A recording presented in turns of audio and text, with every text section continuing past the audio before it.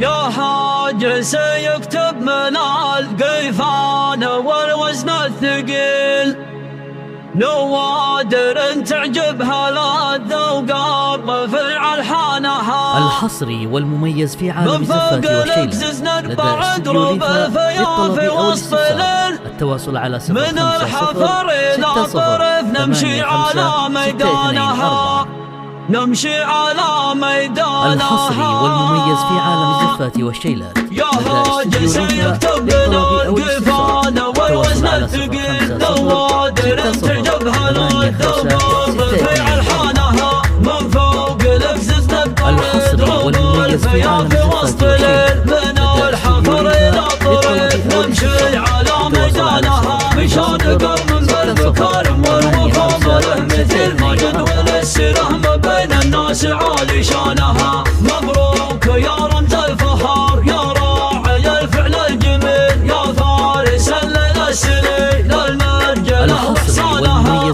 ابن معاش كفها الهمال من بين المخيل، له وقفة بين العرب من طيب راس صانها. اخوانك احزموا بفرع تشوش باليوم المهيل، افعالهم بين العرب متعليا بنيانها. ابوهم معاشر قاب المرجل ضلع طويل، لسيرة بين البشر ما يختلف ميزانها. عساه في جنة عدن ينعم ينظل الظليل، في جنة الفردوس ينعم في نعيم جنانها. من عشا والولاد لابه معروفة فيهم بخيل اللابه اللي تردع العيال في حدانها.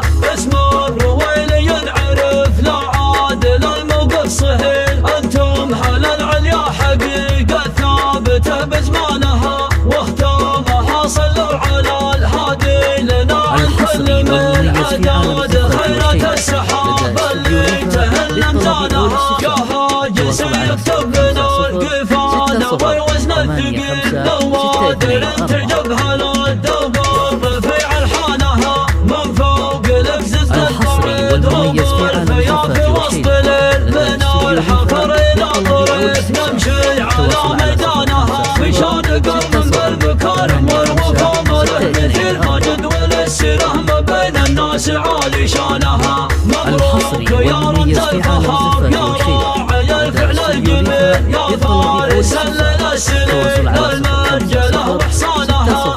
ابن معاش كفها الهمال من بين المخيل، له وقفة بين العرب من طيب راس صانها. اخوانك احزموا بفرع تشوش باليوم المهيل، افعالهم بين العرب متعليا بنيانها. ابوهم معاشر قاب المرجل ضلع طويل، لسيرة بين البشر ما يختلف ميزانها. عساه في جنة عدن ينعم في ينظل الظليل، في جنة الفردوس ينعم في نعيم جنانها. من عشا والولاد لابه معروفة فيهم بخيل اللابه اللي تردع العيال في حدانها. اسم الرويل ينعرف لا عادل الموقف صهيل، انتم هل العليا حقيقة ثابتة بزمانها.